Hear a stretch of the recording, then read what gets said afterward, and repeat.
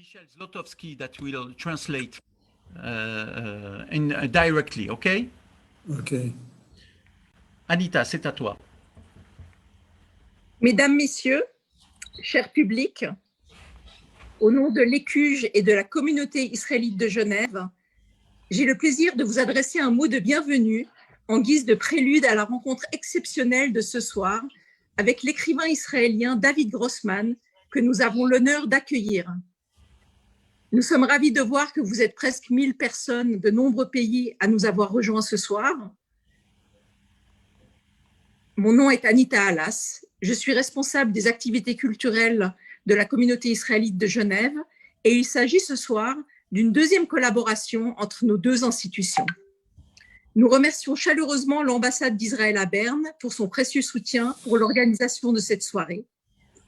Et saluons en particulier la présence parmi nous de son Excellence Monsieur l'ambassadeur Jacob Kaïdar. Je passe sans plus tarder la parole à Gad Ibgi, directeur de l'Écuge.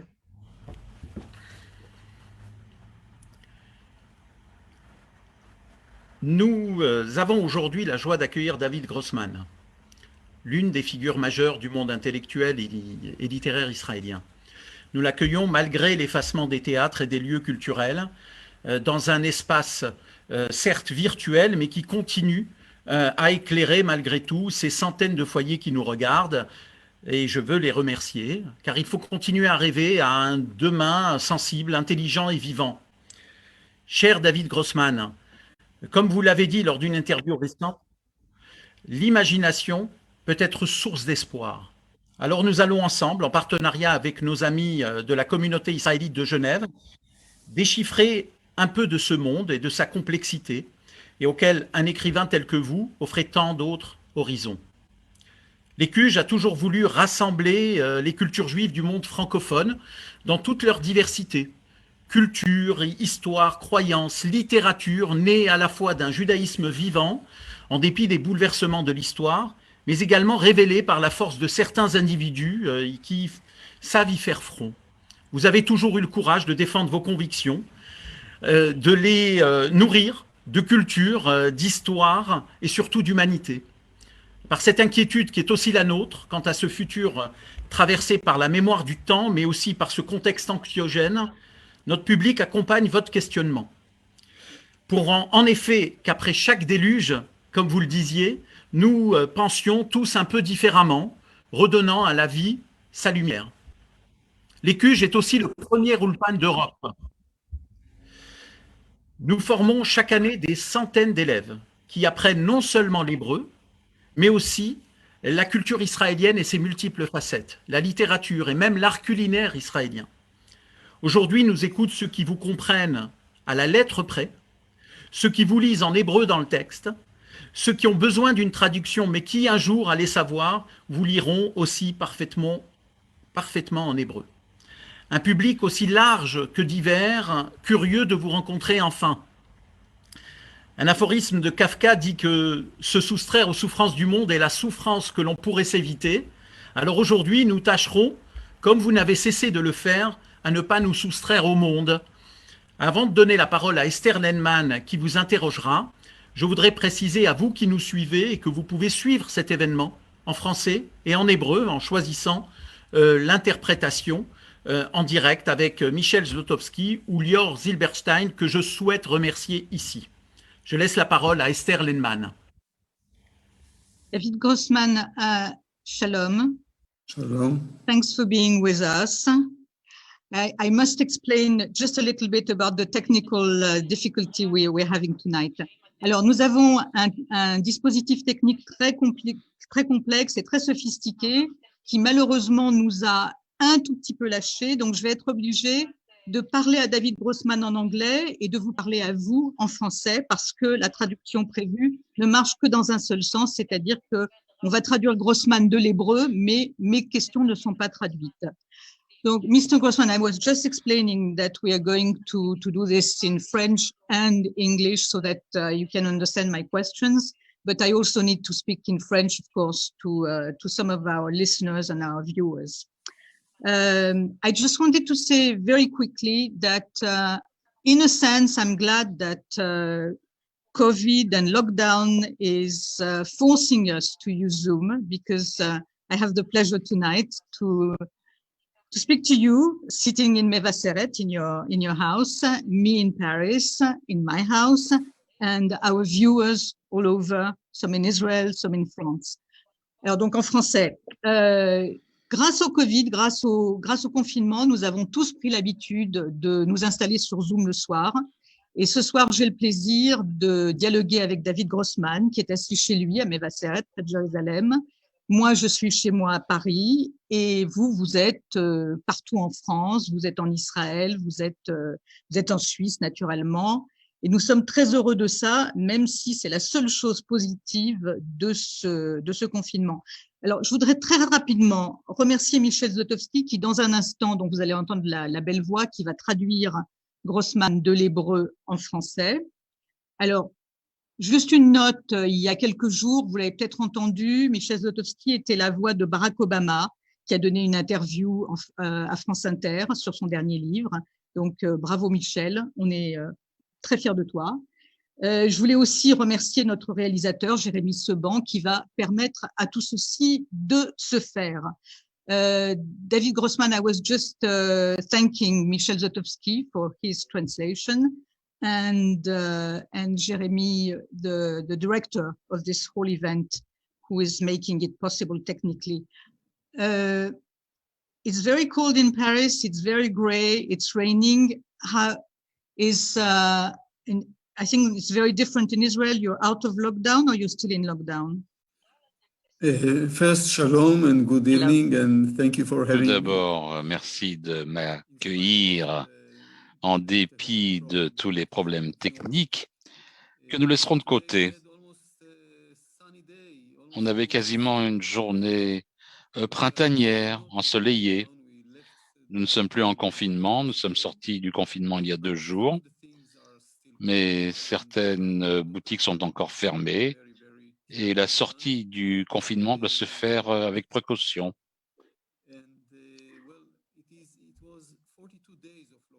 C'était un confinement de 42 jours, c'est pas rien. Et ce soir, nous avons pu voir nos petits-enfants, nos petites filles. Et maintenant, je vais passer à l'hébreu pour que Michel ait un petit peu de travail. L'atmosphère en Israël est un peu tristounette. Le gouvernement ne sait pas comment se mesurer à cette pandémie. Le gouvernement a perdu tout contrôle sur cette pandémie. Et en raison des élections qui vont se tenir dans 44 jours, toute décision qui se prend aujourd'hui est une décision politique.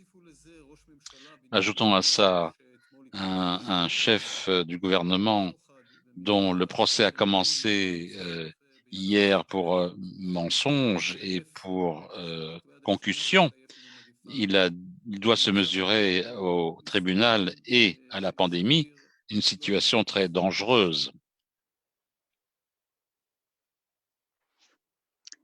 David Grossman, you went straight into the political aspect, which of course you just destroyed my careful planning of going from one thing to another, but that's okay. Our tradition in this program is to give a very short biography of the guests. So if you'll allow me. Anyway, you know everything I'm going to say, so give me 2 seconds and I'm going to explain who you are. La plupart d'entre vous savent très bien qui est David Grossman, mais je vais quand même faire une petite bio en quelques lignes. Il est né fin janvier 54 à Jérusalem, donc happy birthday, bon anniversaire David Grossman, un peu en retard, it's a bit late, but still bon anniversaire. David Grossman écrit depuis qu'il est enfant. J'ai pas le temps d'entrer dans tous les détails, mais il faut savoir, parce que c'est un événement qui a vraiment déterminé sa vie. Quand il était enfant, il a remporté un concours organisé par la radio israélienne autour de l'écrivain yiddish Shalom Aleichem. Comme il était un gamin et que le prix du concours c'était de l'argent et qu'à l'époque on considérait qu'il fallait pas donner de l'argent à un enfant, Pour le remercier, pour le féliciter, comme récompense, il a été embauché comme acteur à Kol Israël, où il a travaillé pendant plusieurs années comme acteur. Ensuite, toujours pendant son enfance, ils lui ont confié une série d'interviews de personnalités israéliennes. Donc, avec une entrée pareille, évidemment, ça a continué. Pendant 25 ans, il est resté à Kol Israël. Il était à la fois journaliste, il était présentateur, et puis il était aussi acteur, il était auteur dramatique, et il a commencé à écrire ses romans. Alors, pendant très longtemps, il a continué les deux. Il était journaliste, avec par exemple un livre remarquable pour ma génération, en tout cas, qui nous a tous marqués, Le Vent jaune, qui est sorti juste avant la première Intifada. Pour la fiction, je vais citer en vrac quelques titres, Voir si dessous amour, L'enfant zigzag, La femme fuyant l'annonce, et puis le dernier en date, La vie joue avec moi, que vous voyez peut-être, qui est sorti récemment en France. C'est de ça essentiellement que nous allons parler ce soir. Je vais terminer rapidement en disant que David Grossman, on le sait, a un statut particulier.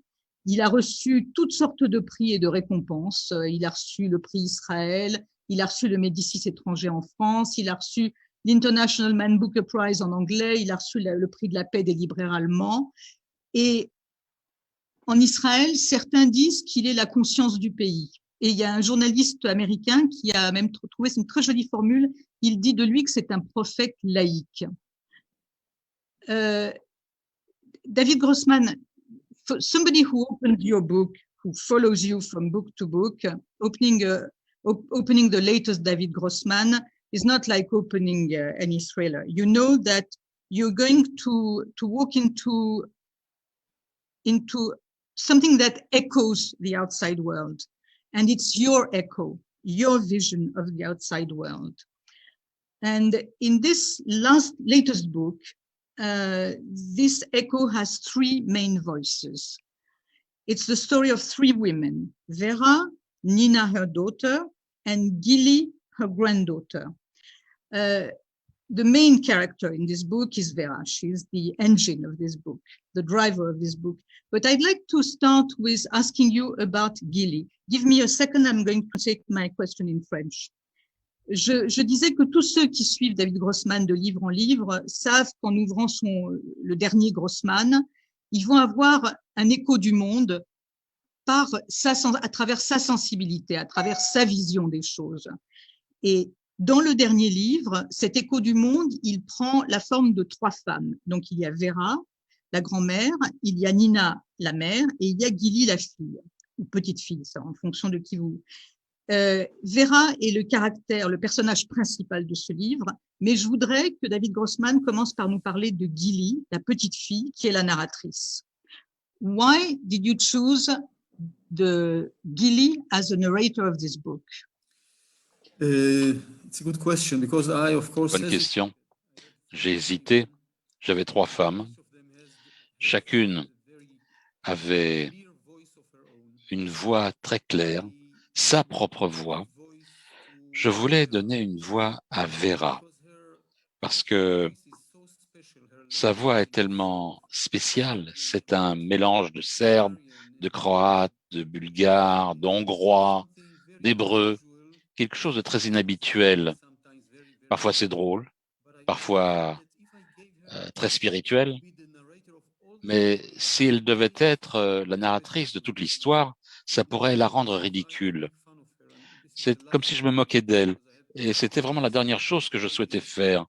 Parce que j'ai tellement de respect pour cette femme, pour sa personnalité. Et toute cette histoire était basée sur elle. C'est Nina, la fille de Vera, ensuite. Nina, qui vit en dehors de sa propre vie, qui tente d'échapper à sa vie, qui vit à côté de sa vie. Et je ne voulais pas que sa voix soit prévalente, même si je l'aime, même si c'est mon ambassadrice dans cette histoire. Peut-être qu'on parlera d'elle un peu plus tout à l'heure. Alors, il restait qui? Il restait Gilly. Elle a 29 ans. Elle est très intelligente, très drôle. Elle a beaucoup d'humour. J'avais besoin de cet humour. J'avais besoin de quelque chose qui me permettrait de raconter cette histoire très dure. Il fallait donc de l'humour. pas de cynisme. Elle n'est pas cynique. C'est pas une femme cynique, pas du tout. Parce que moi, je méprise le cynisme. Elle est chaleureuse, elle observe les gens et elle a la souplesse de quelqu'un qui peut changer sa vision du monde. Il y a certains moments où soudain, elle voit les choses différemment de ce qu'elle les voyait, de la façon dont elle les voyait précédemment. Lorsque ces trois femmes prennent ce voyage pour aller sur l'île de la punition, sur Goli Otok. Et j'ai donné beaucoup de clés au récit. Et maintenant, il faut peut-être les ouvrir les unes après les autres, ces portes.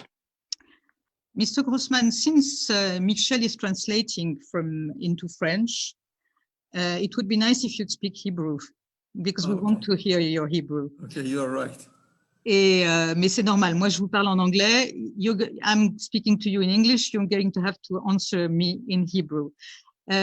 Avant de continuer, nous allons vous demander de lire un extrait du livre. And we want to hear not only you speaking in Hebrew, but we want to hear your text, a very short excerpt of your text in Hebrew, and you've been kind enough to agree to read it.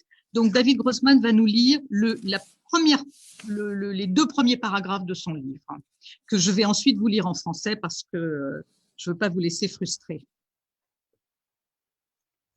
רפאל היה בן 15 כשמתה אימא שלו וגאלה אותו מייסוריה. גשם ירד על חברי הקיבוץ שהצטופפו תחת מטריות בבית הקברות הקטן. טוביה, אביו של רפאל, מרר בבכי. שנים טיפל באשתו במסירות, ועכשיו נראה אבוד ומיותם.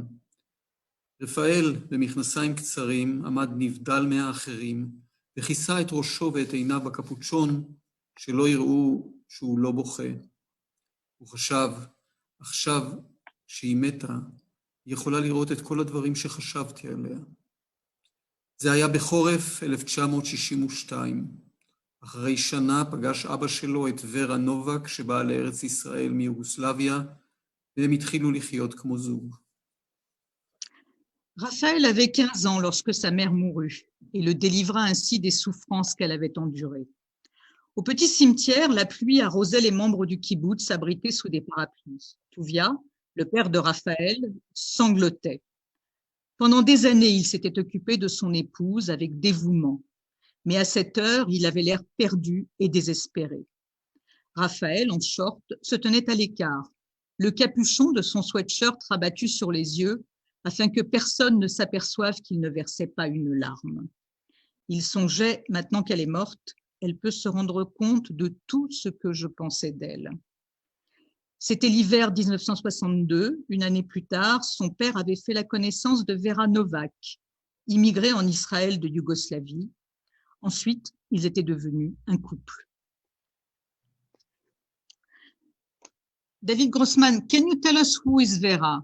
Je viens de demander à David Grossman de nous dire, en quelques mots, briefly, qui est Vera, ce personnage autour duquel est construit ce livre. Vera est quelqu'un de réel qui un jour m'a appelé chez moi.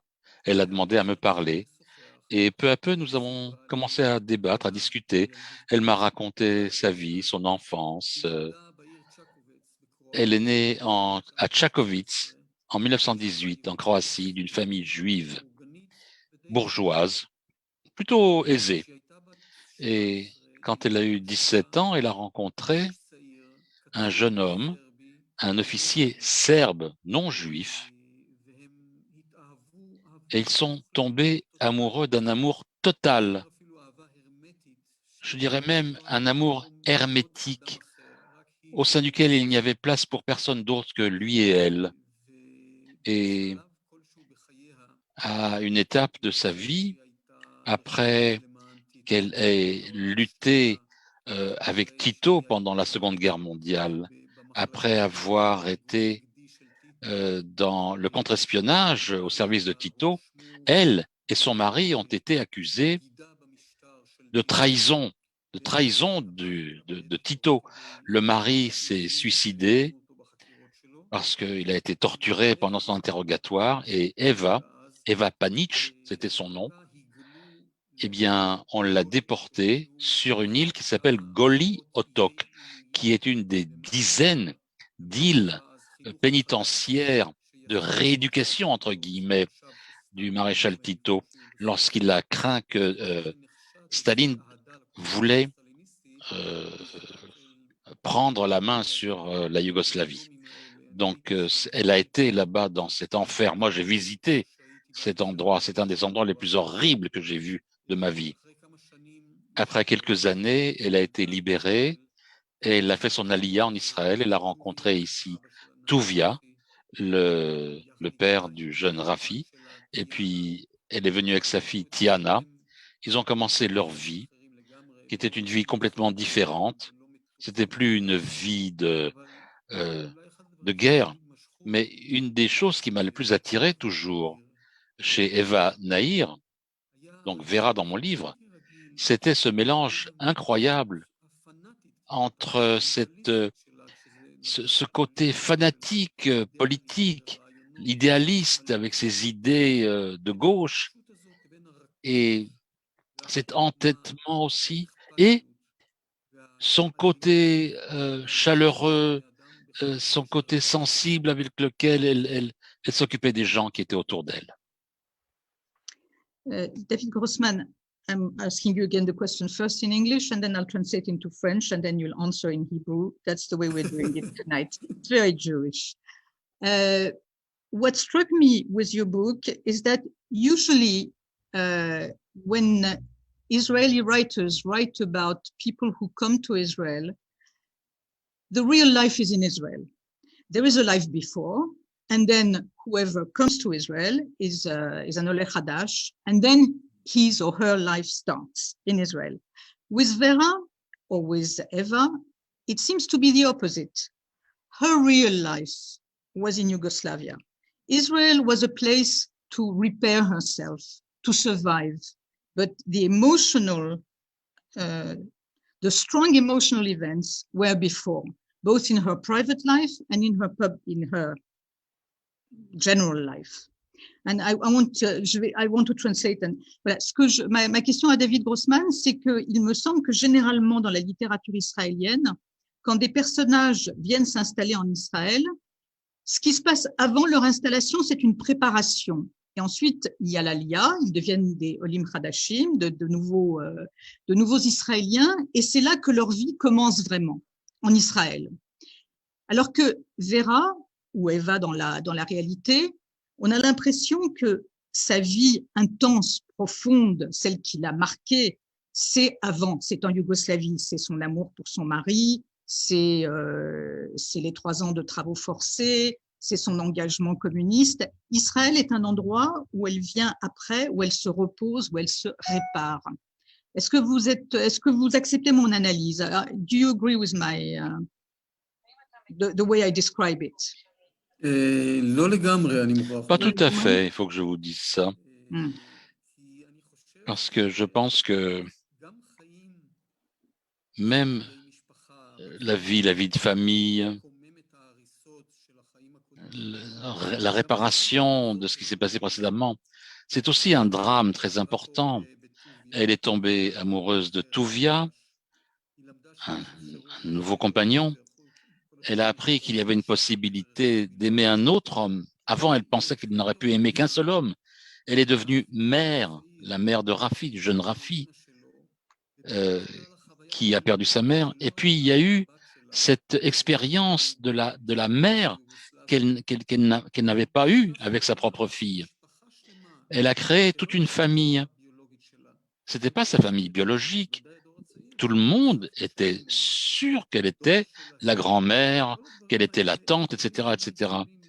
Et c'est, à mes yeux, pas moins important que de vivre des drames extraordinaires au cours d'une guerre ou quoi que ce soit d'autre.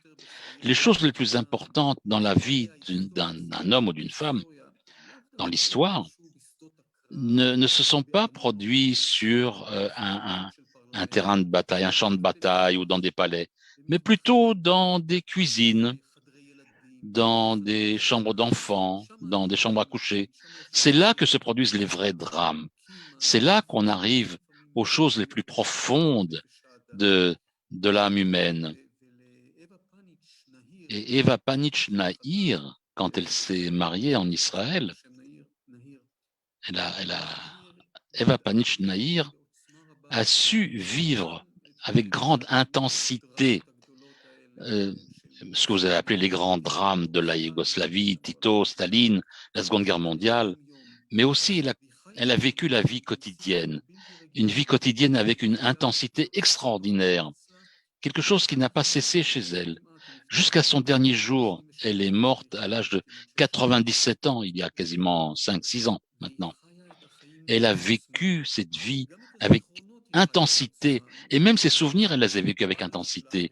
Je me souviens, son premier mari, Radi Panic, qui s'est suicidé, on l'a interrogé en Yougoslavie.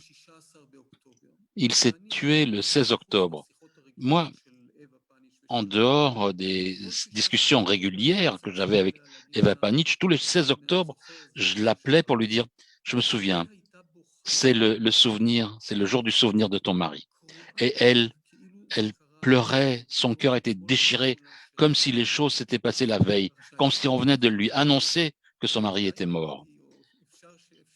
Donc, elle a peut-être transformé des petites choses en drame. C'était quelqu'un de très dramatique, oui, dans son aspect, dans sa personnalité, dans sa sensibilité.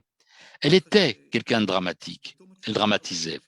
Et à la fin de ma longue réponse, elle savait faire un drame des petites choses familiales et aussi des souvenirs très importants qu'elle avait de sa vie. It's very strange reading your book, knowing that it is so close to a real story, that your imaginary character is based so closely on a real character. You keep thinking, trying to figure out what is real and what is the part of fiction and what is the part of reality. And I was wondering why, since you've always kind of walked a path on both sides of the line between fiction and non-fiction, why did you choose to stick so close to reality? Give me time to translate my question.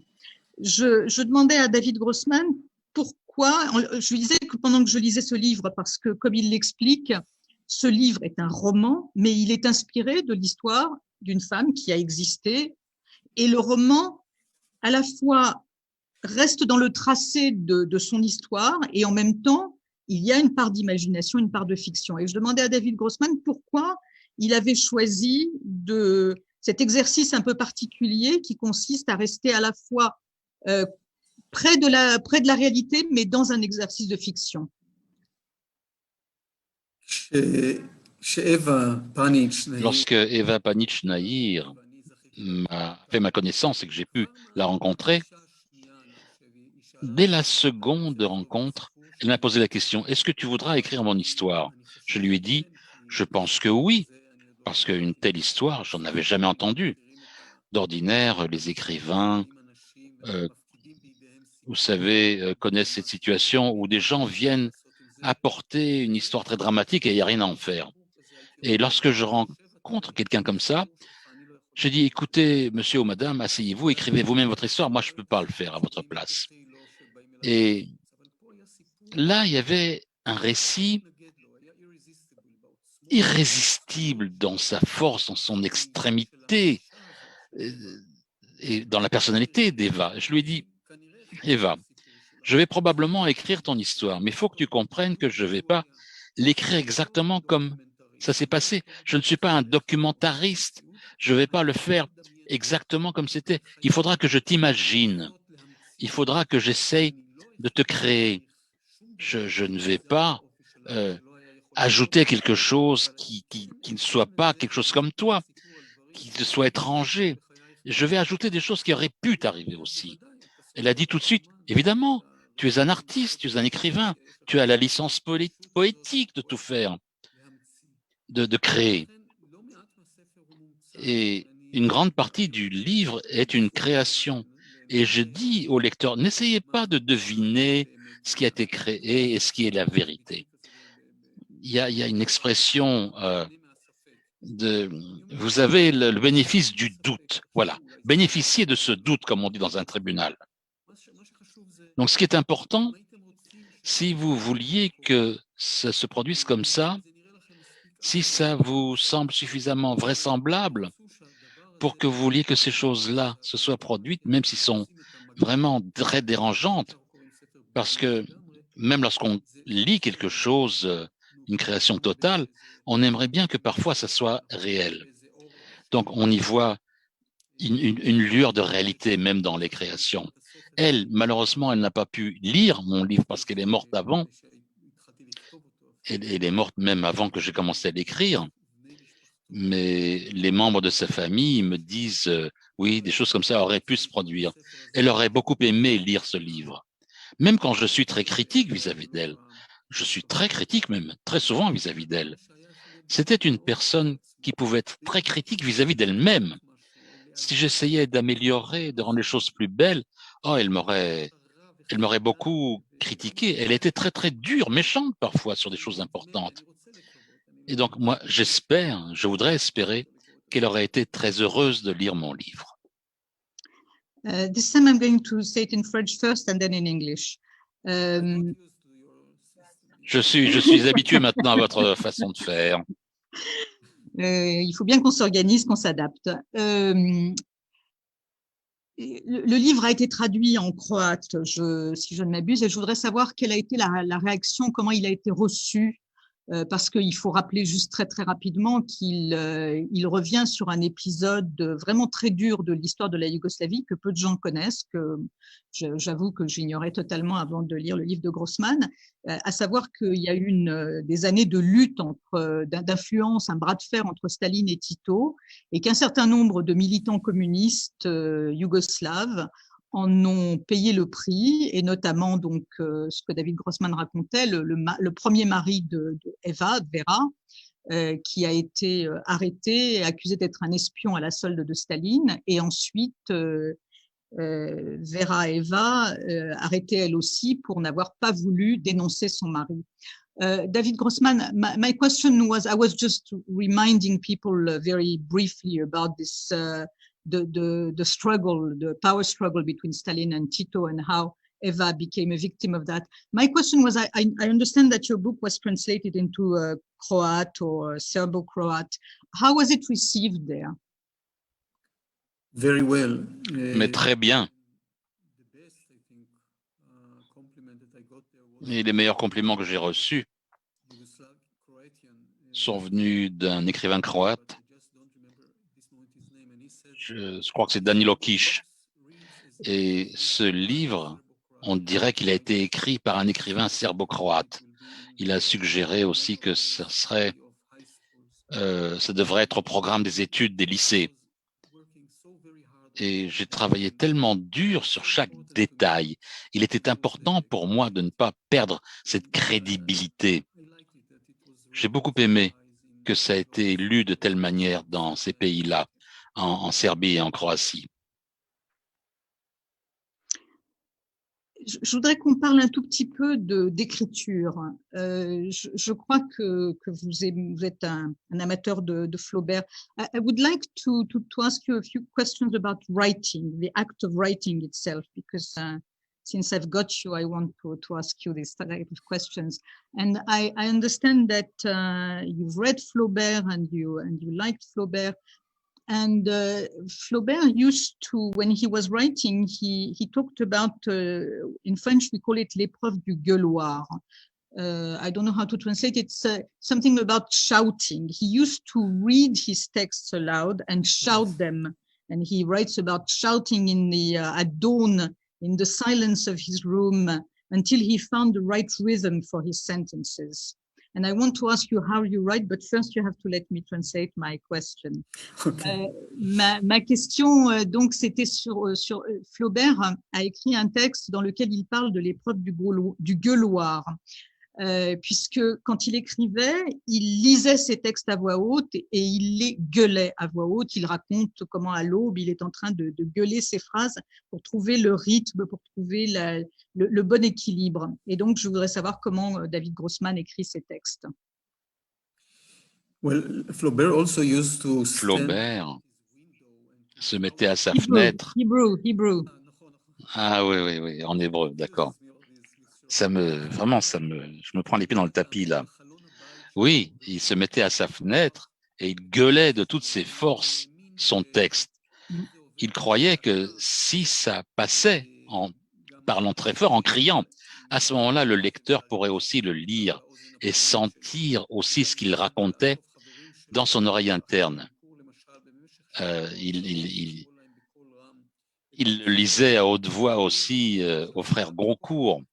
Il pensait que cette lecture à haute voix faisait surgir les problèmes du texte. Moi, je suis beaucoup plus sympa avec mes voisins, je ne gueule pas. Mais je les lis à haute voix. Je lis à haute voix le dernier jet, la dernière version de tout texte, de tous mes textes. J'écris, je réécris, je réécris, je réécris. Et Femme Fille en l'annonce, je crois que j'ai fait 26 versions. Et c'était pas du copier-coller, hein.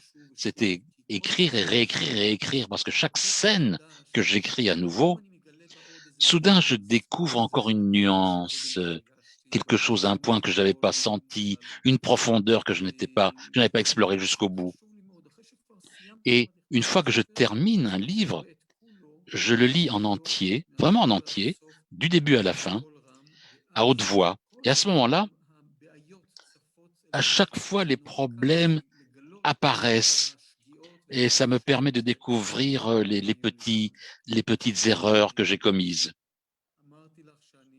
Je vous ai dit que j'écris des versions différentes de mes textes. C'est une façon pour moi aussi de comprendre le texte de mieux en mieux. Parce que je ne comprends pas toujours le texte que j'ai écrit. Je ne comprends pas tout ce qu'il y a dedans. Je ne veux pas comprendre. Je ne veux pas savoir tout ce qu'il y a dans mon texte. Il faut écrire à partir d'un certain point aveugle. Et il faut laisser ce point aveugle. Parce que si j'en sais trop, alors le lecteur, je lui aurais fait tout son boulot. Hein, je lui aurais mâché tout ce qu'il avait à faire. Non, il est important pour moi que le lecteur écrive avec moi le texte qu'il est en train de lire, qu'il sente aussi ce que j'ai voulu écrire, mais qu'il fasse aussi écho à ce que j'ai voulu faire. Une fois, j'ai écrit la grammaire intérieure, vous savez. J'ai écrit la version numéro 12 et j'ai dit à ma femme, j'ai fini cette version, j'en suis tellement fatigué de ce bouquin, ça m'a complètement bousculé, ça m'a fatigué. Et Michal, ma femme, m'a dit, attends, mais demain, tu vas commencer la version numéro 13, n'est-ce pas? Je dis, bah ouais, t'as raison, j'avais pas pensé à ça. Et pourquoi c'est comme ça? Elle est psychologue, donc elle aurait dû pouvoir me répondre. Elle dit, je ne sais pas, mais elle a suggéré quelque chose d'intéressant. Dans ma chambre, nous avons pris ces 12 piles de papier et on a pris chaque passage de la même de toutes les versions. Et de version en version, il y avait des différences énormes. Parfois, c'était 2 fois plus long, 2 fois plus court. Et petit à petit, j'ai nettoyé les mots qui se répétaient, les points d'interrogation, les points d'exclamation, des choses qui n'étaient pas dites. Il n'y avait aucune raison de ne pas les dire. Et peu à peu, j'ai vu comment ce passage prenait son importance, acquérait sa propre musique.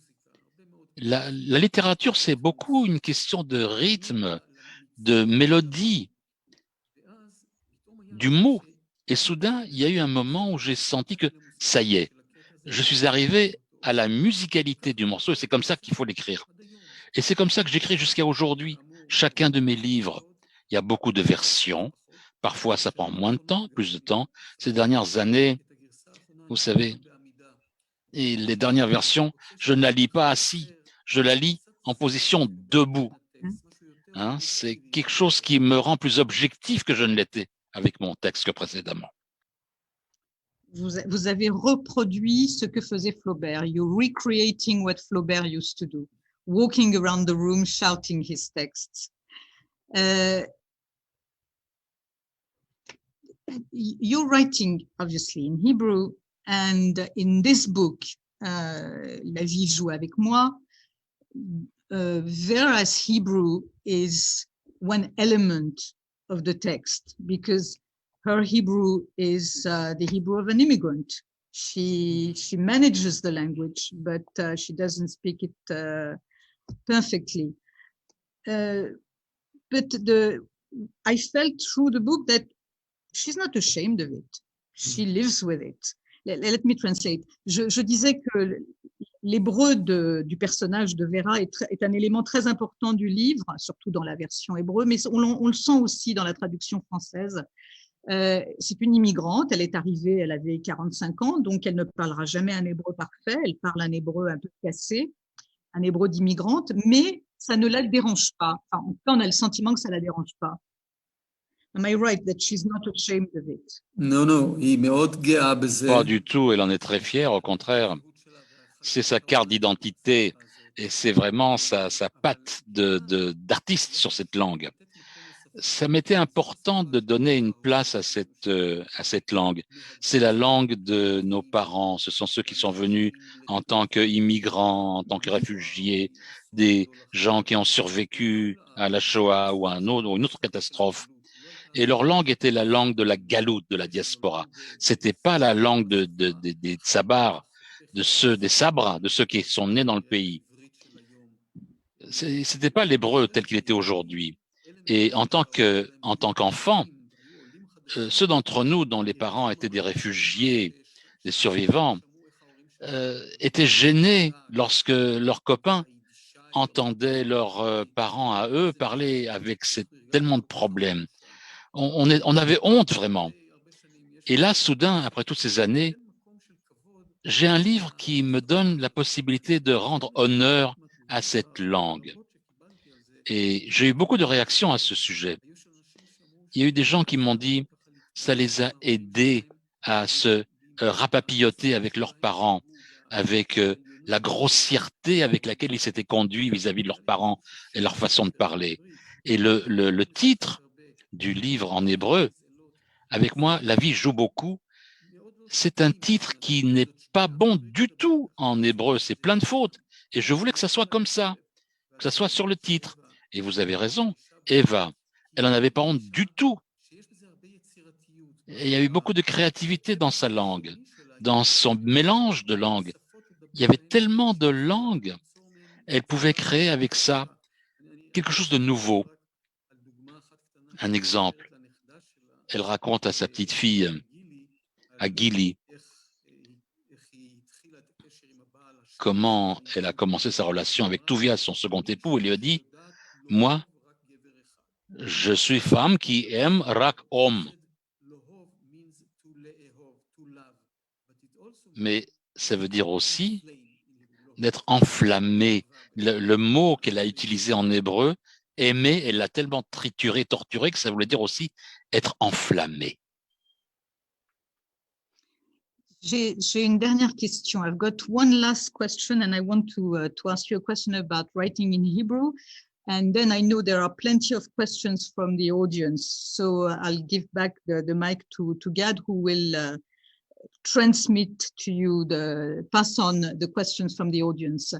Je vais poser une dernière question à David Grossman sur l'écriture, et ensuite vous pourrez poser vous quelques questions. On n'a évidemment pas assez de temps, mais c'est toujours comme ça. Et Gad va transmettre vos questions à David Grossman. My question about writing in Hebrew, I was thinking about when somebody writes in French or in English, there is kind of there is a fluidity from people who write in English or in French today are based on the writing of 60 years ago, 100 years ago, 200 years ago, and those who wrote in the 19th century, where kind of their base was through the French of the 17th century. There is a kind of like strife, like I don't know, Layers, like building, layers. layers, exactly. Thank you. Oui, like layers, des couches, oui. like a building. And you in Hebrew, you have a language that was used 2,000 years ago, was reinvented about 100 years ago, and in the middle, I couldn't say that it's empty, but it's not like it's not a real history. So I was wondering whether that makes it more difficult, more interesting, more creative. Give me a second and I'll translate my question in French. Je disais que quand on écrit en français, en anglais, en allemand, on s'appuie sur, comme un bâtiment, on s'appuie, il y a des étages. Quand vous écrivez au XXe siècle, vous appuyez sur l'écriture du XIXe, au XIXe, vous appuyez sur l'écriture du XVIIIe. En hébreu, vous avez non pas un vide, mais vous avez l'hébreu biblique, ensuite vous avez l'hébreu réinventé par Ben Yehuda et toute sa génération. Et je me demandais si ça rendait le travail plus créatif pour un auteur ou au contraire si ça lui pèse. אז קודם כל צריך להזכיר Il שהעברית... faut rappeler tout d'abord que l'hébreu écrit a conservé une continuité pendant les quasiment 20 siècles où Israël était en diaspora. Et depuis le début, depuis la Bible, toutes ces couches qui se sont ajoutées dans la langue écrite, qui était une langue sainte, qui était destinée aux écritures saintes, il y a eu une continuité, mais il manquait effectivement ce tissu de la langue quotidienne, de ce commerce entre les gens, de l'argot militaire, de la langue intime des couples. Et c'est vrai. Et donc, pendant les 1900 années, entre le moment où il y a eu ce silence et le moment où Eliezer Ben Yehuda a réveillé cette beauté endormie et qui a recréé des mots en prenant des termes du Tanakh ou de la Mishnah et de l'époque biblique, il n'y avait pas le mot hélicoptère, il n'y avait pas le mot tomate, par exemple. C'est une dame qui flirte le Agvania, le mot tomate, par exemple. C'est étonnant, ces créations. Et lorsqu'on écrit aujourd'hui en hébreu, il y a une possibilité de s'appuyer sur les couches les plus profondes, car même dans la vie quotidienne, beaucoup de gens utilisent sans le savoir des expressions ou des constructions linguistiques de la Bible, du Talmud, de la Mishnah. C'est dans la langue, en raison de cette continuité. Et dans le cas du peuple d'Israël, la langue a été quelque chose qui a servi de continuité en dépit de la diaspora, en dépit de la Shoah, en dépit des pogroms. La langue chez nous, comme chez tout peuple, mais chez nous peut-être encore plus fort, c'est un lieu extrêmement important de création de notre identité. Toutes ces mémoires, tous ces récits qu'on se raconte et qu'on raconte aux autres, ça s'est produit grâce à la langue. Et aujourd'hui, l'hébreu est dans une situation extraordinaire parce que c'est un mélange de tous ces immigrants qui sont venus ici, peut-être plus que dans d'autres langues. L'argot est extraordinaire, il est énorme parce que il y a des nouveaux immigrants qui sont venus avec tellement de langues et leur langue commune, la seule, c'était cet argot. Et parce que l'armée occupe une place tellement importante dans la société israélienne. Et c'est le producteur le plus important d'argot israélien, d'argot hébreu. Et si Abraham, notre père, venait dîner avec nous en ce moment, je pense qu'il pourrait comprendre, disons, 50% de la discussion de mes petites filles qui ont 16 ans. Et donc, c'est extraordinaire de pouvoir écrire une langue qui fait l'écho de tellement de mémoires et de tellement de siècles. Bon, pour terminer, avant de passer le micro à Gad, je vais vous poser une dernière question. Vous me répondrez très très vite, en quelques mots. Qui va être le prochain Premier ministre israélien? Before I leave you to let Gad ask question from the audience, my last question: who is going to be the next Israeli Prime Minister? Esther, please choose an easier question. Vous pouvez pas choisir une question un petit peu plus facile, non? Moi, il y a tellement de choses que vous pouvez me poser, mais là, je peux pas répondre à celle-là. Bon, alors une autre. Est-ce que vous êtes en train de travailler sur un nouveau livre? Are you working on your next book or not yet? Oui, oui.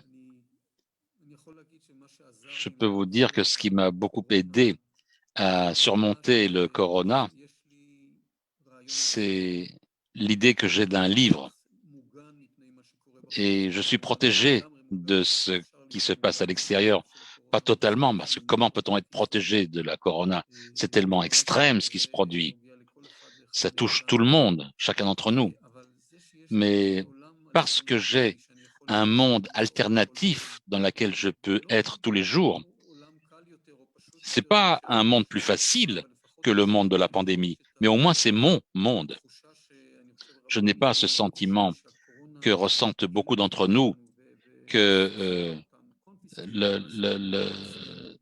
le corona nous a confisqué notre vie, nous a rendus sans visage. Nous ne sommes plus que des chiffres, des numéros. Combien de gens sont morts dans la nuit, combien de gens ont été hospitalisés, etc., etc. Et dans ce monde, nous découvrons peu à peu à quel point ce monde est dangereux et à quel point serait terrible ce que nous allons vivre au sujet de ce corona. Nous n'avons pas encore compris exactement ce qui nous arrivait. Dans un tel monde, je pense que c'est un avantage extraordinaire, un droit extraordinaire de pouvoir imaginer, de tourner autour de la peur, de la fatigue, des choses comme ça, dans un monde qui devient de plus en plus gris, de plus en plus épais. C'est un monde qui s'épaissit. Moi et les autres artistes ont cette possibilité de rentrer dans les détails, dans les nuances. David Grossman, pour ma part, je vous remercie infiniment. David, thank you very much. And now Gad will ask you questions from the audience. And I hope next time we'll see you en vrai, that physically you'll be with us for your next book. I hope so. Je l'espère beaucoup. Merci Esther. À toi, Gad. Mr. Grossman, a question from Francis, which is in Belgium. He already saw you at a conference in Belgium, and Question de Francis en Belgique. Il a dit que vous avez dit au public que tellement de gens, à la fin de leur vie, n'ont pas vécu la vie qu'ils auraient souhaité. Francis pense que c'est aussi un élément qui surgit dans votre travail, dans votre œuvre. Je me demande si vous pouvez imaginer un roman où les personnages lutteraient avec la possibilité de vivre dans la réalité ou dans le bonheur.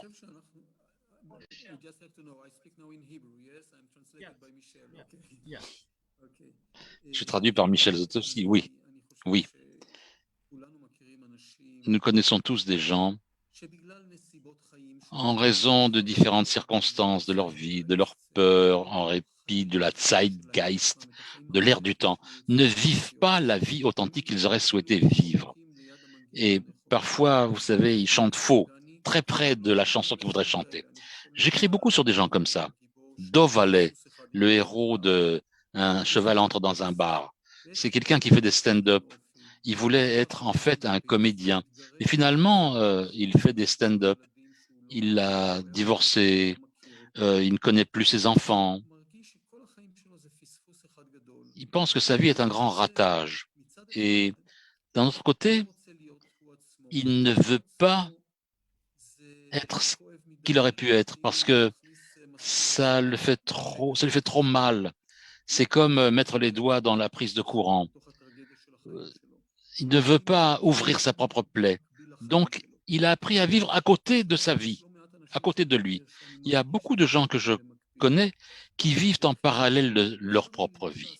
Et en parallèle, on peut apprendre à le faire. Beaucoup d'entre nous savent faire cela parce que les êtres humains sont très souples lorsqu'ils doivent survivre. Et ils vivent à côté de leur vie propre, de leur vraie vie, de leurs blessures.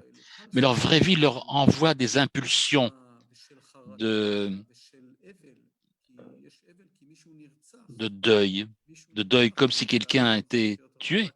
Quelqu'un a été tué seulement pour qu'on puisse vivre une vie parallèle. Et dans ce livre, c'était le cas. Dans Un cheval entre dans un bar, il y a une volonté de rentrer, ne serait-ce que un seul instant, de toucher ce secret qui a été caché, comme dans ce livre, mon dernier ouvrage.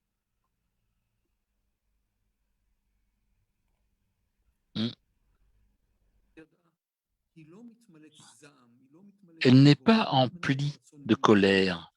Elle ne veut pas se venger contre ceux qui ont pris son mari, contre ceux qui lui ont fait ça. Elle veut savoir qui elle est. La littérature nous donne parfois une possibilité de voir quelque chose de plus élevé que nous, ce que la vie ne nous donne pas toujours. Et la littérature nous permet parfois d'être nous-mêmes.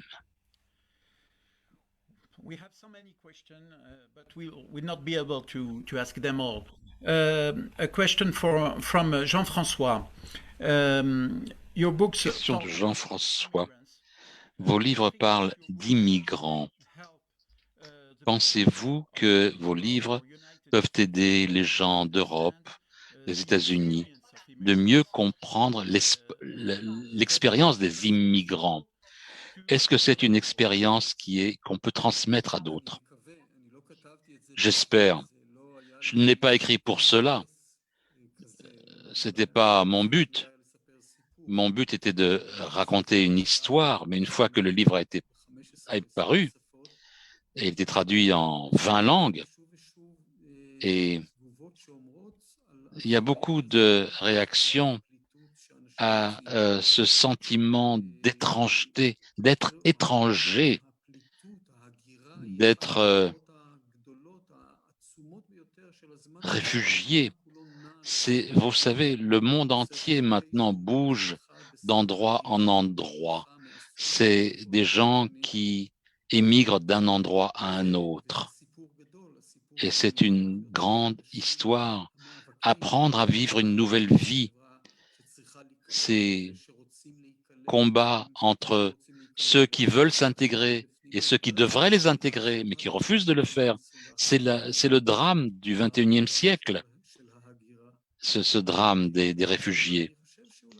Et je crois qu'on peut chercher dans la littérature des lieux où nous sommes tous des réfugiés, même si on n'a pas quitté notre maison, ne serait-ce qu'une seconde, et que nous avons cette chance. Et même si on vit dans la même maison, dans le même village depuis 3 générations, regardez ce qui se passe autour de nous, regardez ce qui se passe dans le monde, ces développements extraordinaires du monde numérique, la façon dont les médias nous donnent une image de nous. On peut penser qu'on connaît le lieu où on vit, mais non, c'est fini. Avec tout cela, la terre tremble sous nos pieds, même du point de vue de la façon dont nous le voyons, et aussi de notre manque de certitude. Le monde n'est plus stable. Nous n'avons plus ce sentiment. Et heureusement, le président Trump a quitté la Maison-Blanche. Là, il y a Joe Biden. Je ne sais pas quel est le président qu'il va être.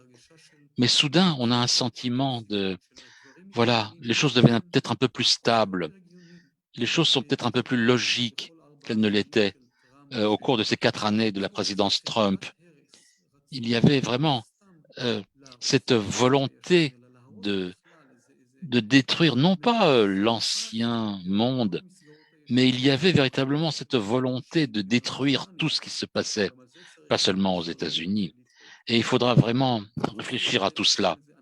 Pour résumer, nous sommes tous des réfugiés, nous sommes tous étrangers, nous sommes tous en train de découvrir les nouveaux codes du nouveau monde.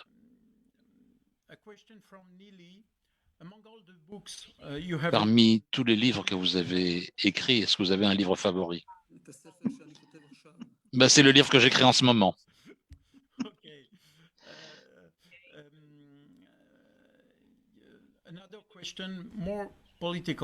Question plus politique.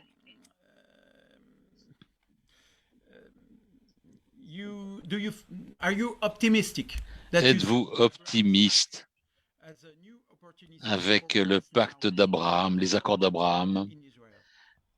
Est-ce que vous êtes plus optimiste pour Israël? Est-ce que je suis optimiste? En général, un homme qui écrit, même s'il est vraiment très désespéré, accomplit un acte optimiste, créer, écrire, croire qu'on peut créer, que l'on puisse être compris par d'autres personnes. C'est une vision optimiste et l'énergie de la création est une énergie de vie, d'imagination et d'espoir. Je suis moins optimiste lorsqu'on parle de ce qui se passe en ce moment en Israël avec les Palestiniens. Je suis très heureux des accords passés avec le Maroc, avec le Soudan, avec les Émirats. Il est important qu'il y ait plus de liens entre Israël et ses voisins. Ça diminue les stéréotypes, l'aveuglement et la haine aveugle qui existe des deux côtés. C'est très important. Ces derniers accords de paix signés par M. Netanyahou, le président du gouvernement, vraiment, je lui reconnais ça. C'est très important, même à long terme. Ça peut changer la place d'Israël au Moyen-Orient. Mais on ne peut pas s'arrêter à la paix des riches. Il doit y avoir la paix entre Israël et les Palestiniens. Il doit y avoir un accord de paix entre nous et eux. Sinon, cette paix des riches ne tiendra pas la route. Et ce grand défi est de trouver une façon pour que ces deux peuples, le peuple israélien et le peuple palestinien, puissent vivre côte à côte. S'ils n'ont pas de maison, les Palestiniens, finalement, les Israéliens non plus n'auront pas de maison. On aura un fortin. Oui, on a un fortin, mais moi, je veux que ce soit une maison. Je voudrais que les Palestiniens aussi aient leur place. Parce que si eux n'ont pas ce sentiment qu'ils ont une maison, il y a ici quelque chose qui agit l'un sur l'autre. Et c'est très, très important, de notre point de vue, que nous avons vécu notre histoire, la majorité de notre temps en diaspora. Nous sommes venus ici pour qu'on ait un lieu où tout ce qui se passe soit important pour nous, pour qu'on puisse décoder ce qui se passe, pour qu'on puisse savoir où est chez nous et où est notre voisin. Il faut régler si vous voulez, savoir quelle est la chambre qui appartient à qui dans cette maison qui doit être la maison commune. Et c'est ça qui mettra un terme au tragique de notre histoire.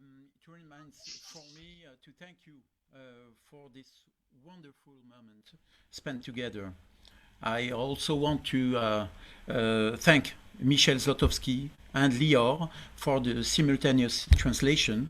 Also Jeremy for the directing this event. And of course, Esther Lenman for creating this kind of wonderful event for us. On behalf of Jewish community of Geneva and the Jewish cultural and academic space in Europe here in Paris, I want to thank you and wish you a wonderful year and hope to see you here in Paris or maybe in Geneva. Thank you very much. Merci beaucoup à vous toutes et vous tous qui nous suivez, qui nous avez suivis très très nombreux pour cet événement, via Zoom et en direct sur Facebook. Merci donc et on espère vous retrouver très très bientôt. Mr. Grossman, last word. רק להגיד לכם תודה. Je voudrais vous remercier. תודה לך. J'étais très heureux. J'étais très heureux de vous voir. Et j'espère que la prochaine fois, nous nous rencontrerons comme des gens normaux, des gens éduqués. Merci beaucoup. Merci à tous ceux qui ont pris part à cette réalisation. Michel et Lior, je ne vous vois pas, mais je vous remercie et j'espère qu'on se verra prochainement. Merci beaucoup. À très bientôt. Au revoir. Au revoir. Good evening. Ciao. תודה רבה. תודה.